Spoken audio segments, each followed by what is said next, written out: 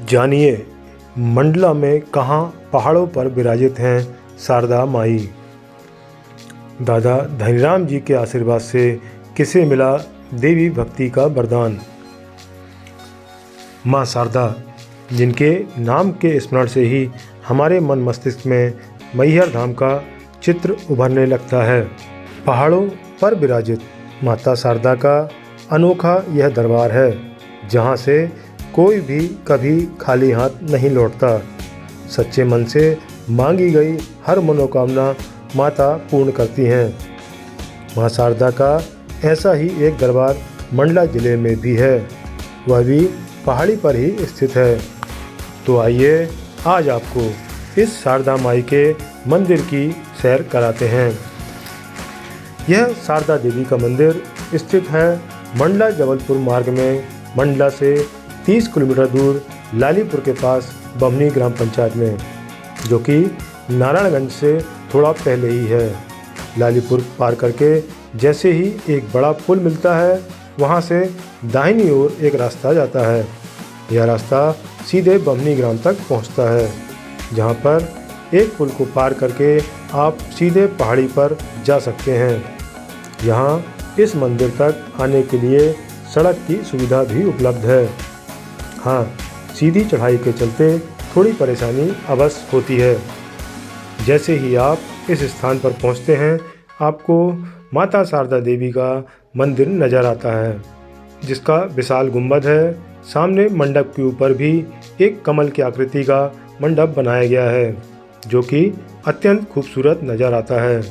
गर्भगृह में जहाँ माता विराजित है, उसके ऊपर का गुंबद काफ़ी ऊंचा है और उसके बाद कलश स्थापित किया गया है। इस मंदिर में माँ शारदा माई की अत्यंत मनोहारी प्रतिमा स्थापित है, जिनके दर्शन से आत्मिक आनंद की अनुभूति होती है। इस धाम के दर्शन करने रोजाना दूर दराज से भी श्रद्धालु यहाँ पहुँचते हैं और अपनी मनोकामना की पूर्ति होने पर यहाँ पूजन पाठ एवं कन्या भोजन करवाते हैं। अब आपको इस मंदिर के इतिहास से परिचित कराते हैं। नैनपुर के पास भीलवाड़ा में एक आदिवासी परिवार निवास करता था, जिनका नाम फागूलाल मरावी था, जो वन विभाग में कार्यरत थे। उनकी बेटी थी, जिनका पुण्यबाई नाम था, जो मंडला अपने पिता के साथ आती जाती थीं।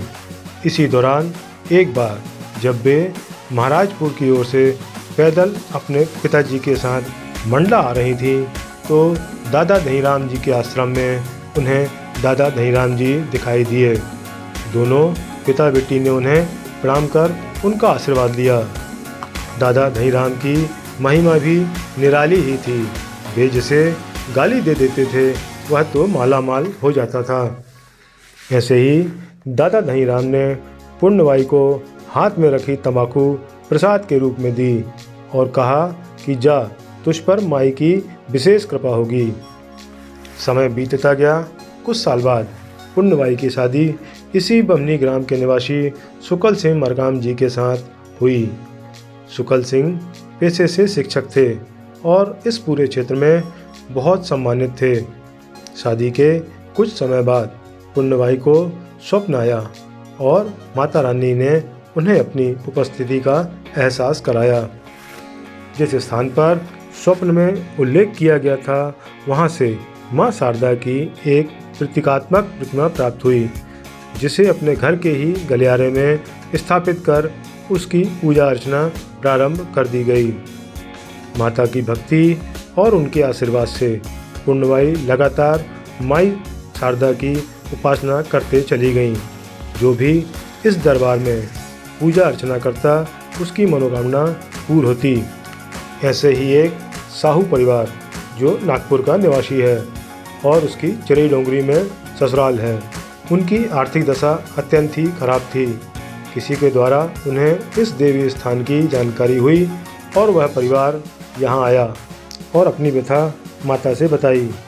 माता के प्रताप से कुछ ही समय बाद उनके जीवन में ऐसा चमत्कार हुआ कि पैसे पैसे को परेशान रहने वाला यह परिवार आज 2 से 3 फैक्ट्री का मालिक है। और खुशहाल होकर परिवार सहित जिंदगी बसर कर रहा है। उस परिवार के द्वारा अपनी मनोकामना की पूर्ति होने पर इस स्थान पर मंदिर निर्माण की मंशा जाहिर की गई, जिस पर किसे ऐतराज होता, और वर्ष 2002-2003 के आसपास इस मंदिर का निर्माण कर लिया गया, जिसकी ख्याति आसपास फैलती गई। पहाड़ी के ऊपर स्थापित यह मंदिर कई किलोमीटर दूर से ही नजर आता है। यहाँ इस मंदिर में विभिन्न धार्मिक आयोजन भी होते हैं। दोनों नवरात्रियों पर विशेष पूजा अर्चना की जाती है, कलश जवारे बोए जाते हैं, हवन पूजन भंडारे का आयोजन होता है। वर्ष 2006 में पुन्नवाई का स्वर्गवास हो गया और उसके कुछ समय बाद ही स्वयं प्रकट हुई वह प्रतीकात्मक प्रतिमा भी अदृश्य हो गई। अब इस मंदिर में स्थापित प्रतिमा है जिनका रोजाना आरती पूजन होता है। पुन्नवाई का परिवार भी लगातार माता रानी की सेवा कर रहा है। ग्रामवासी भी रोजाना माई शारदा के दर्शन कर अपने आप को धन्य मानते हैं। आप भी इस शारदा माई के धाम में आइए और इनके दर्शन कर अपनी मनोकामना पूर्ण कीजिए। जय हो माई की।